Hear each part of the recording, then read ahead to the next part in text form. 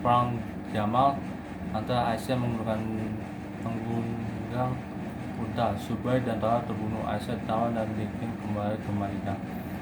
Pemberontakan itu pada Ali bergerak dari Kurafa ke Damaskus. Pasukan yang bertemu dengan pasukan Muawiyah di Siffin, kemudian keduanya bertempur dan dikenal dengan Perang Siffin. Perang ini berakhir dengan tahrim atau arbitrase, tapi hal ini tak menyelesaikan masalah. Bahkan tahrim menyebabkan muncul golongan ketiga, salah satu Al-Khawarij atau orang-orang yang keluar dari barisan Ali bin Thalib. Masalah yang penuh kejuaraan ini membuat tak banyak warisan ditinggalkan Ali. Salah satu yang sedikit warisan itu penyimpan bahasa Arab. Ali memerintahkan Abdul Waswad Abdul untuk memberi tanda baca dan menulis kitab Nahyu tata bahasa. Harapannya muslim dari luar dapat mempelajari Al-Quran dan hadis dengan benar. Ali juga membangun kota Kufa di Irak sebagai pusat pemerintahan, pusat pengetahuan ilmu pengetahuan. Di akhir masa pemerintahan Ali bin Abi Thalib, umat terpecah menjadi tiga golongan: Muawiyah, Syiah, pengikut Abu Lahab bin Sabai al-Yahudi yang menyusup tentara Ali bin Abi Thalib. Al-Khawarij, orang yang keluar dari barisan Ali bin Abi Thalib. Ini membuatkan tentara makin lemah hingga pada 20 Ramadan 40 Hijriah atau 660 masa Ali bin Thalib dibunuh oleh Abdullah bin Muawiyah, anggota Khawarij. Oke, saya akan meneruskan tentang tugas ini lagi. Usai Khulafaur Rasyidin, saya akan mempresentasikan tentang sifat atau sikap karakteristik pemimpin Indonesia dulunya Soekarno dan Soeharto.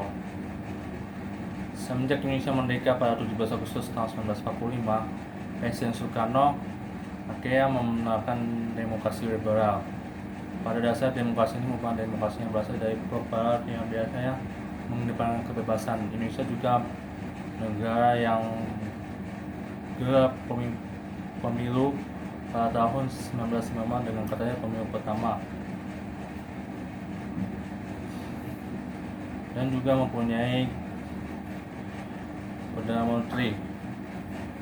Tapi saya seringnya waktu Perdana Menteri sering bergonta-ganti dan Presiden Soekarno mengeluarkan dekret pada 5 Juli tahun 1959 yang menandai berakhirnya demokrasi liberal dengan digantinya dengan terpimpin. Pada dasar demokrasi ini lebih lebih dekatnya dengan demokrasi kekeluargaan yang dipimpin oleh Hima Kebijaksanaan dalam pemusyawaratan dan perwakilan sesuai dengan UUD 1945.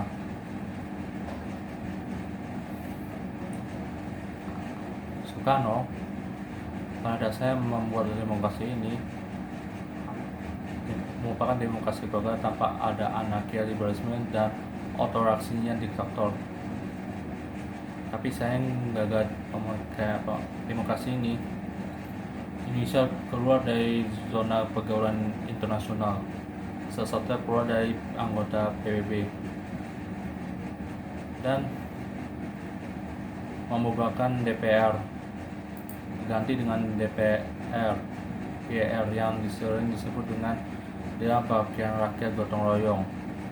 Ciri demokrasi terpimpin: dominasi presiden menguat, pembatasan peran DPR dan partai politik, mengikat peran ABRI sebagai kekuatan sosial politik, juga membentuk Majelis Pemusyawaratan Rakyat Sementara atau MPRS dan Dewan Agus Sementara DPRS.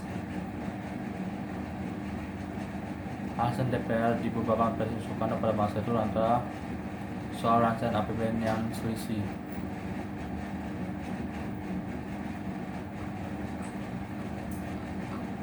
Pada 30 September tahun 1965, tentara anggota PKI menculik 7 jenderal yang jadi berakhirnya era demokrasi terpimpin. Presiden Soekarno akhirnya resmi diganti dengan Presiden Soeharto.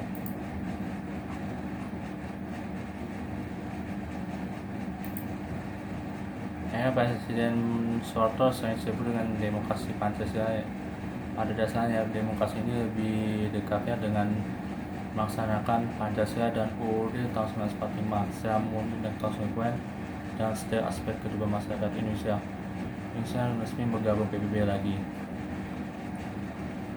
Tetapi Orde Baru jadi masalah sama dengan kediktatorannya.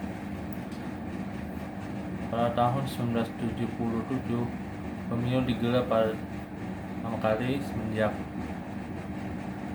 pada tahun 77 pemilu digelar yang hanya 3 partai dan Golkar pun menang kali. Sebelum reformasi jatuh, anggota partai saat itu ketika mengikuti pemilu itu hanya 3 partai saja, Golkar, P3 dan PDI.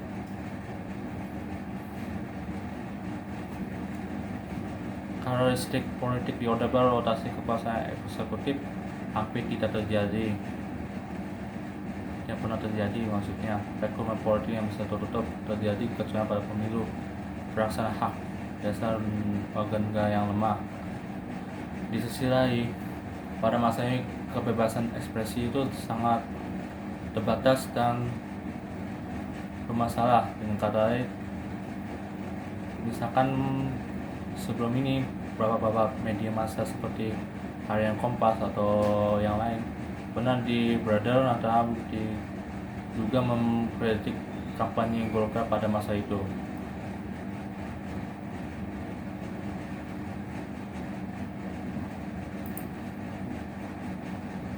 Pada masa itu bukan hanya itu aja,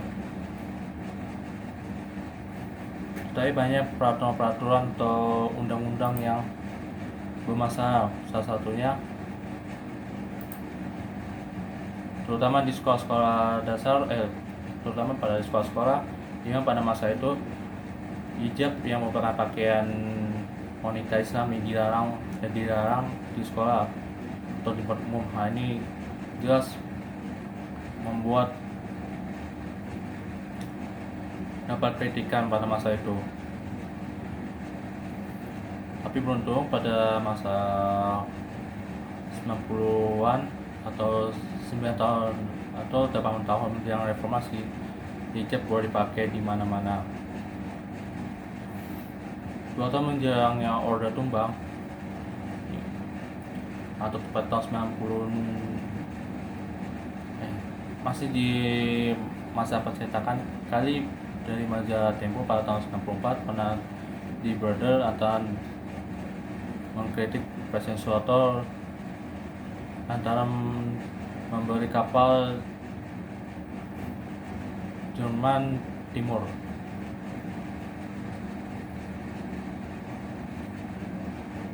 Pada tahun 96 terjadi aksi kerusuhan di mana-mana yang menandai 2 tahunnya yaitu menjelangnya Orde Baru tumbang.